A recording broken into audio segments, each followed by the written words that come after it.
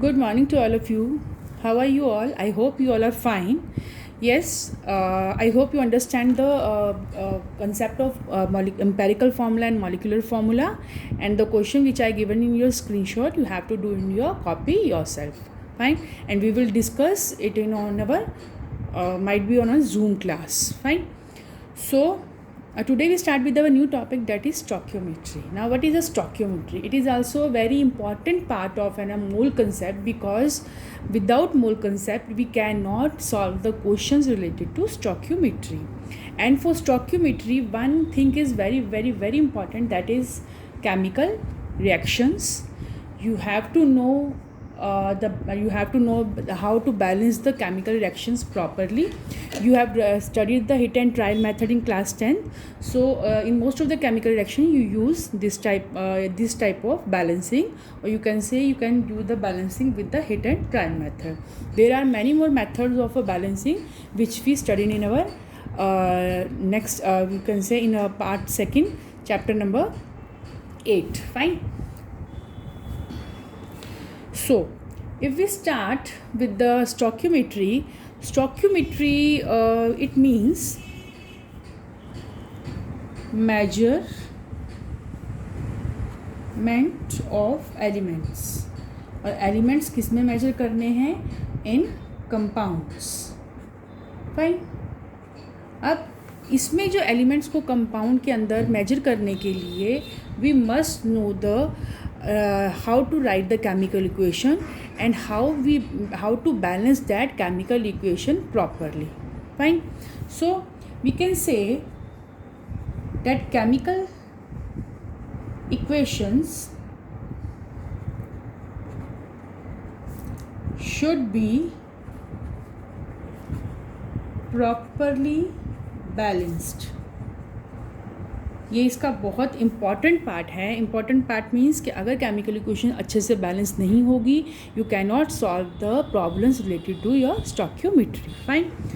For example, इसमें हम ज़्यादा डिटेल ना करके सीधा वो कंसेप्ट करेंगे जिससे कि हमें कैलकुलेशन पार्ट ईजी लगे. ठीक है. So for example, if I right hydrogen reacts with oxygen to form water. So there are two methods to balance this equation. In first method you use half of oxygen and your water hydrogen is balanced here. ठीक है. जहाँ कुछ नहीं लिखा होता, you know there is a 1. So यहाँ क्या है? 1 hydrogen molecule, half oxygen molecule, it produce 1 H2O. ठीक है. अगर आप इस इक्वेशन को देखें तो ये इक्वेशन क्या है? Completely balanced. इस इक्वेशन को हम ऐसे भी लिख सकते हैं, H2 plus O2 give H2O. Fine. अब अगर इस इक्वेशन को आपको दूसरे मेथड से बैलेंस करना है तो आप क्या करोगे? आप ऑक्सीजन को बैलेंस करोगे, और ऑक्सीजन को बैलेंस करने के लिए इस इक्वेशन को आप 2 से क्या करोगे? मल्टीप्लाई. जब आपने 2 को मल्टीप्लाई कर दिया इससे, तो ये कि हाइड्रोजन कितने हो गए? 4. So now you balance the hydrogen on this side. So these are the 2 method to balance the equation. So बहुत सारे मेथड्स हैं इक्वेशन को बैलेंस करने के लिए. That is up to you कि आप कौन सा मेथड या आपको कौन सा मेथड ईजी लगता है. ठीक. Then next equation is nitrogen. When reacts with hydrogen, it form ammonia. This is the Haber process in which the ammonia is produced. Fine. So in this you have seen there are 2 nitrogens and there are 2 hydrogen, 1 nitrogen, 3 hydrogen. So first we balance with nitrogen, so we multiply it with 2. तो यहाँ कितने nitrogen हो गए? 2. अब hydrogen कितने हो गए? 6. 3 here and 2. 3 2 6. तो यहाँ पे हम हाइड्रोजन को बैलेंस कर देंगे. सो स्टोइकियोमेट्री. नाउ दीज, यहाँ अगेन जैसे मैंने बताया कि जहाँ कुछ नहीं होता है वहाँ पे हम नॉर्मली क्या कंसिडर करते हैं? 1. So this 1, this 3 and this 2, ये तीनों क्या हैं? These are the stoichiometry coefficients. ठीक. अब आप इनको number of molecules, number of moles किसमें भी कंसीडर करो, लेकिन एक्चुअली क्या होते हैं? These are the stoichiometry coefficient. Fine. अब अगर मैं इस इक्वेशन को डिफरेंट मेथड से लिखना चाहूँ, ये है क्या? कोफिशिएंट. ठीक है. अब कोफिशिएंट यानी कि कितने नंबर ऑफ नाइट्रोजन कितने हाइड्रोजन से रिएक्ट करके कितना अमोनिया प्रोड्यूस कर रहा है। सो इसको मैं ऐसे लिख सकती हूँ, 1 molecule of nitrogen, fine, plus hydrogen के कितने हैं, 3 molecules of hydrogen gives 2 molecules of ammonia. ठीक, एक तो हो गया ये मेथड। दूसरा हम इसमें लिख सकते हैं, अब अगर मैं यहाँ पे, मैंने इसको अभी इस तरीके से बैलेंस करा, अगर मैं यहाँ पर नाइट्रोजन का अमाउंट डबल कर दूँ, डबल यानी कि अगर मैं लिख दूँ 2 मॉलिक्यूल्स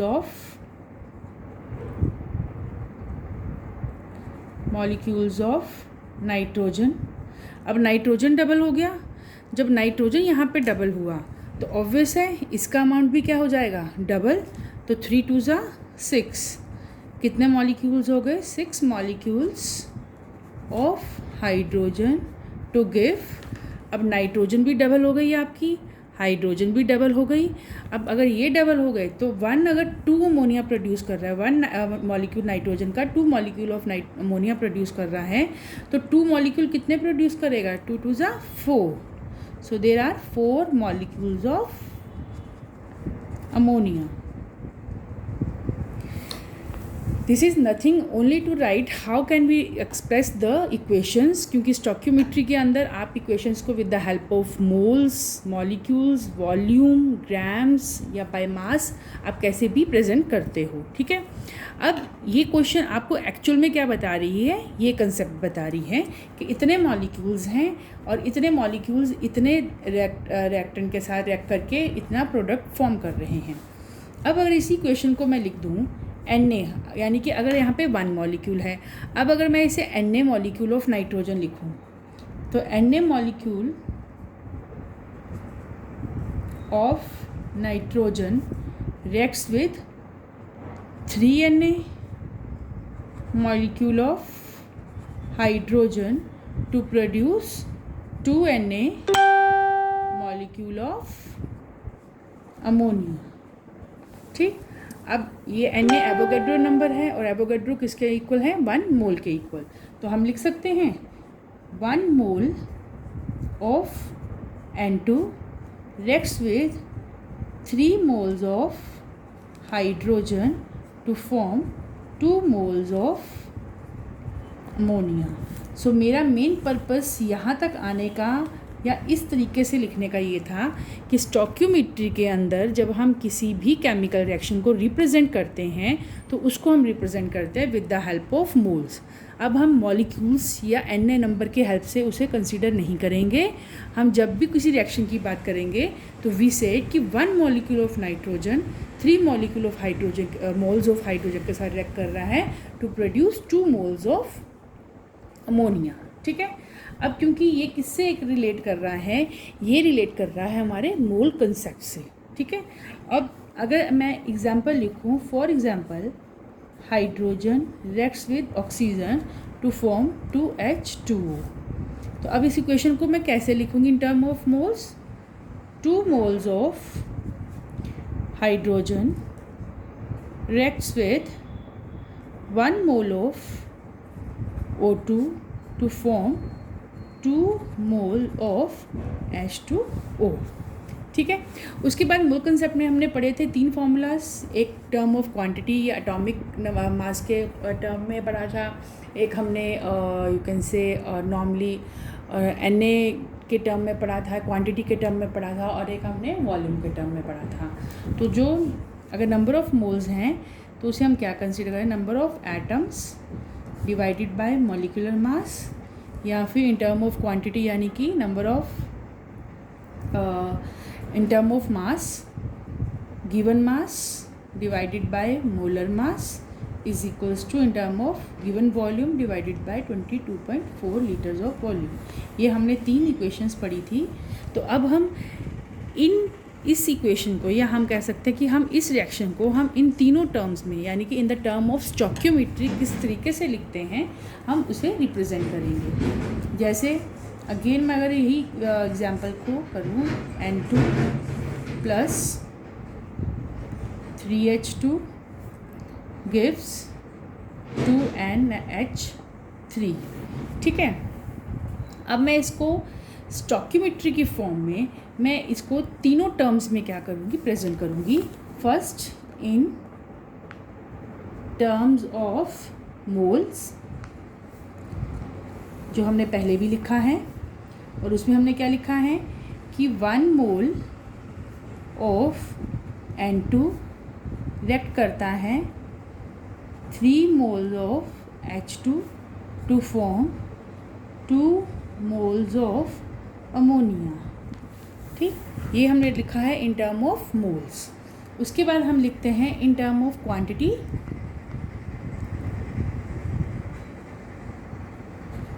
क्वांटिटी या फिर in term of number of atoms, कैसे भी आप रिप्रेजेंट कर लो। इन टर्म ऑफ क्वांटिटी में कैसा आएगा, अब टर्म ऑफ क्वांटिटी में हम लिख सकते हैं नंबर Na क्वांटिटी, क्योंकि एवोगैड्रो नंबर से रिलेटेड है, तो Na molecules of nitrogen reacts with 3 Na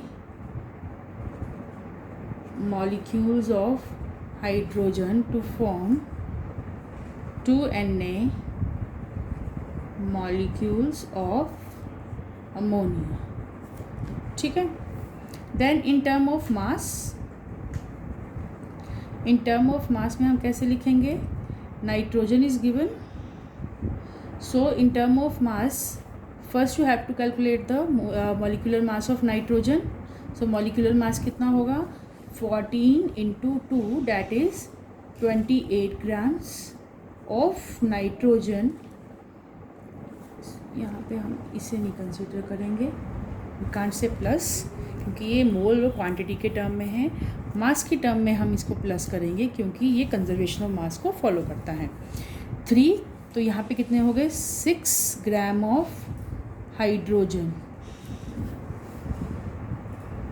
to form 2, nitrogen का कितना है 14 + 3 दैट इज 17, तो 17 2 ज़ा 17 2 ज़ा it is about 34 grams, 34 grams of ammonia। Fine, so in term of mass, because it follow the law of conservation of mass,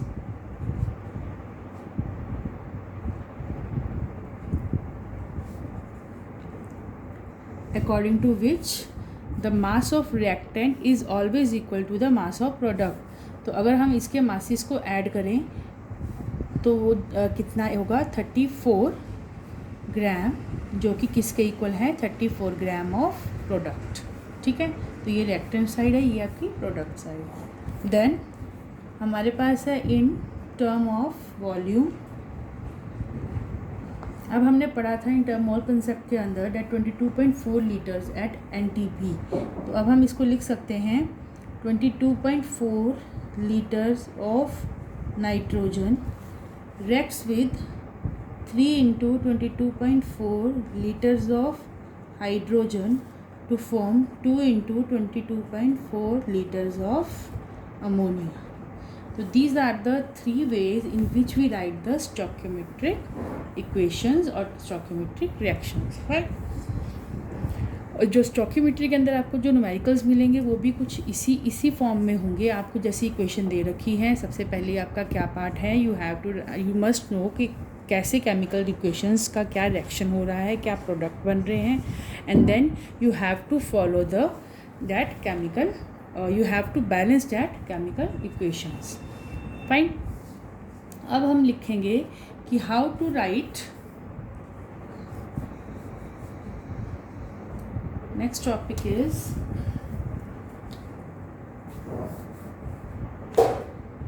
how to write stoichiometric equations।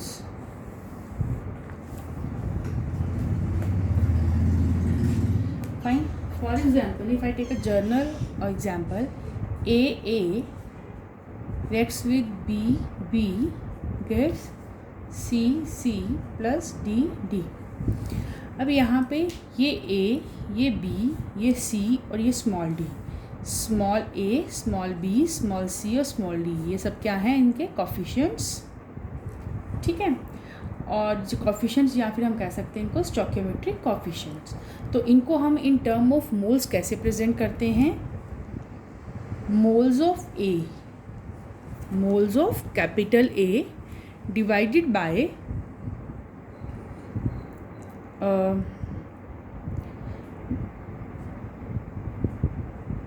Moles of moles of A divided by moles of B। तो ये किसके equal हैं? इनके coefficients के equal, यानी कि number of moles क्या है, हमेशा उनके कोफिशिएंट के इक्वल ही होते हैं। So you can say that is stoichiometric coefficient of A upon stoichiometric coefficient of B। Fine. तो इस इक्वेशन को हम इस तरीके से भी लिख सकते हैं, NA upon stoichiometric coefficient of A is equals to NB stoichiometric coefficient of B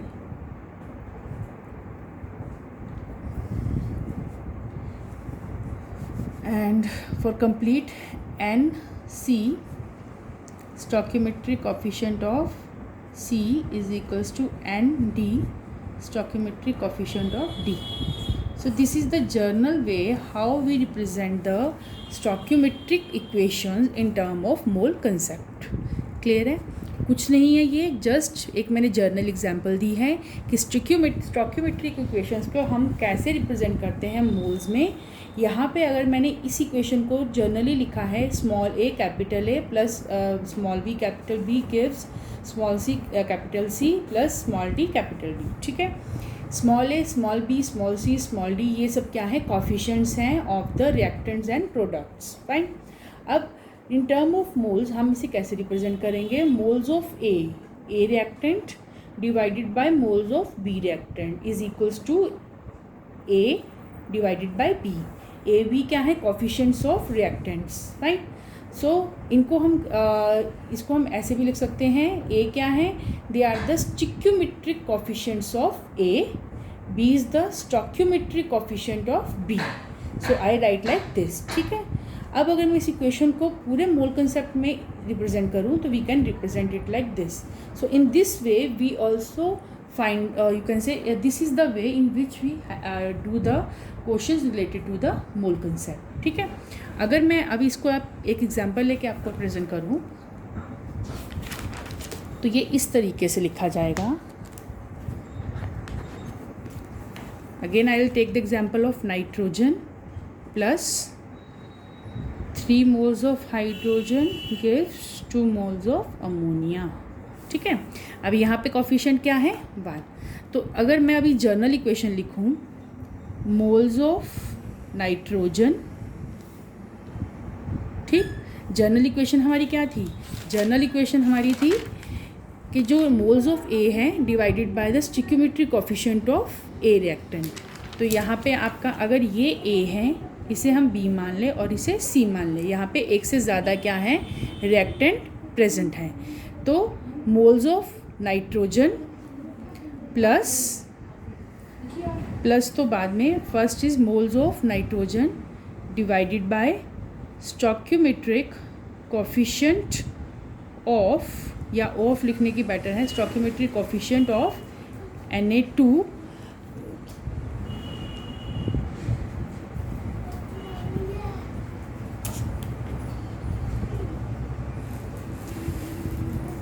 moles of nitrogen divided by stoichiometric coefficient of nitrogen is equals to moles of hydrogen divided by stoichiometric coefficient of hydrogen is equals to moles of ammonia divided by stoichiometric coefficient of ammonia. So in this way we write the equation for a respective chemical equation. Fine. अब आप इसको और ज़्यादा understand करेंगे जब हम एक question इससे रिलेट करते हैं। अब क्वेश्चंस में आपको fine first question is what mass of copper oxide will be obtained by heating 12.35 grams of copper carbonate। आपको यहाँ पे गिवन है atomic mass of copper 63.5। Now listen, questions को निकालने के बहुत सारे मेथड्स होते हैं। जैसे आप मैथ्स में एक ही क्वेश्चन को डिफरेंट फार्मूला से क्या कर सकते हैं, फाइंड आउट कर सकते हैं, वैसे ही हम यहाँ पर भी क्वेश्चंस को डिफरेंट मेथड से फाइंड कर सकते हैं। But this method is very very easy method, क्योंकि इसमें क्या है, there is a you can say least chances of mistake. Fine, इस क्वेश्चन को मैं आपको 2 मेथड्स करके बताऊँगी। एक मेथड में हम जस्ट नॉर्मली क्या करते हैं, बैलेंस्ड केमिकल इक्वेशन लिखकर जस्ट स्टेटमेंट्स की हेल्प से क्या करते हैं, क्वेश्चन को फाइंड करते हैं, और दूसरे में हम इस फॉर्मूला से। तो आई थिंक इसमें क्या होता है, कोई कन्फ्यूज़न नहीं रहता है। So it is that is up to you, आपको जौन सा मेथड यूज़ करना है you can use. Fine, so first method is, अगर मैं मेथड फर्स्ट के अकॉर्डिंग चलूँ, first we write the equation. अब क्या है, हमें किसका mass of copper oxide will be obtain by heating, यानी कि हीट किससे कर रहे हैं हम, कॉपर कार्बोनेट को हीट करने पे वो हमें क्या प्रोवाइड कर रहा है, कॉपर ऑक्साइड प्लस CO2। ठीक, अब CO2 गैशियस फॉर्म में है तो ये क्या हो जाएगा, स्किप ही कर जाएगा या इवॉल्व हो जाएगा। बचा क्या आपके पास, कॉपर ऑक्साइड और कॉपर कार्बोनेट और ऑक्साइड। अब आप देखिए यहाँ पर अगर हम बैलेंस करें तो I think this is a balanced chemical equation. यहाँ पे कोफिशिएंट 1 है, यहाँ पे 1 है, यहाँ पे 1 है। ठीक है, अब सबसे पहले हम इसके मासेस को देखें। कॉपर कार्बोनेट कितना मास है इसका, अगर हम इसके एटॉमिक मास को फाइंड करें, that is 63.5 plus carbon 12 plus 16 oxygen that is 48। तो ये आपका आ जाएगा 0.5123 ग्राम्स। फाइन, ऐसे ही copper oxide that is 63.5 plus 16 and it round about 79.5 grams. ये तो हमने मासेस जस्ट अपने कन्वीनियंस के लिए फाइंड कर लिए। ठीक, अब फर्स्ट मेथड में हमारे पास क्वेश्चन क्या है, what mass of copper oxide, यानी कि कॉपर ऑक्साइड का कितना मास प्रोड्यूस होगा अगर हम 12.35 ग्राम ऑफ कॉपर कार्बोनेट को हीट कर रहे हैं। तो हम इसको लिख सकते हैं, that is 123.5 gram of copper carbonate form copper oxide कितना, 79.5 ग्राम। ये हमारा मेथड 1 है। यहाँ आप थोड़ा बहुत कंफ्यूज हो जाओगे कि हम यहाँ से स्टार्ट करें या इधर से स्टार्ट करें। ठीक है, सो लेट्स सी, अगर इतना कॉपर कार्बोनेट इतना कॉपर ऑक्साइड प्रोड्यूस कर रहा है तो जो गिवन अमाउंट है कॉपर कार्बोनेट का डैट इज़ 12.35 ग्राम्स, वो कितना प्रोड्यूस करेगा, 79.5 डिवाइडेड बाय 123.5 इंटू 12.35। ठीक है, तो ये आपका कैंसिल ही हो जाएगा जब डेसिमल्स को हटा के, ये आपका अराउंड बार 7.95 ग्राम्स आ गया। This is the easy, this is also easy but that is up to you. Second method, अब अगर हम इस मेथड से फॉलो करें तो हम क्या लिखेंगे, number of moles of copper carbonate divided by the stoichiometric coefficient, मैं डायरेक्टली इसे कर रही हूँ, स्टोइकियोमेट्रिक कोफिशिएंट क्या है इसका, 1। ठीक है, is equals to number of moles of copper oxide divided by क्या है इसका, स्टोइकियोमेट्रिक कोफिशिएंट 1। अब यहाँ पे हमें सबसे पहले number of moles of copper carbonate find करने पड़ेंगे। तो number of moles of copper carbonate. Number of moles का क्या होता है, given mass upon molar mass. Given मास कितना है आपको कॉपर कार्बोनेट का, 12.35, और इसका मॉलिक्यूलर मास कितना है ये। ठीक, तो अब जब ये कैंसिल आउट हो जाएगा, अगर हम इसके डेसिमल्स को हटाएं 10, 100, दिस, तो ये आ जाएगा 0.1 मोल। ठीक, तो ये 0.1 मोल क्या आ गया, कॉपर कार्बोनेट। फाइन, इसकी वैल्यू निकल गई। अब इसे हम यहाँ पे पुट करें तो ये आ जाएगा 0.1 mole of copper carbonate divided by 1 is equals to n copper oxide upon 1। अब हमें इसके भी मोल्स निकालने पड़ेंगे। तो इसके अगर हम मोल्स देखें, that is moles of copper oxide, तो ये कैलकुलेट करके आपका 0.1 मोल्स ही आ जाएंगे। ठीक, तो ये आ गए आपके कॉपर ऑक्साइड के मोल्स, ये हो गए आपके कॉपर कार्बोनेट के मोल्स। अब हमें फाइंड क्या करना है, मास। ठीक है, क्वेश्चन में क्या हमें फाइंड करना है, मास। तो मास फाइंड करने के लिए हम क्या करेंगे, again number of moles is equals to mass divided by molar mass. ठीक है, ये हमें क्या करना है, निकालना है। तो हम क्या करेंगे, mass is equals to number of moles into molar mass. अब मोलर मास किसका फाइंड करना है, हमें मास किसका फाइंड करना है, कॉपर ऑक्साइड का। तो मोलर मास भी हम किसका लेंगे, कॉपर ऑक्साइड का ही लेंगे। तो नंबर ऑफ मोल्स क्या है, 0.1 इंटू 79.5। अगेन डेसिमल्स अगर आप हटाएंगे तो ये आपका राउंड अबाउट आ जाएगा ये। सो अब आप देखिए which is the easiest method. I think I prefer this method, but that is up to you, आपको कौन सा मैथड ईजी लगता है। So in this way we use the by using the balanced chemical equations, by using the mole concept, we find or calculate the stoichiometric equations or stoichiometric problems. Fine, this is our first question. Then I have one question more like same.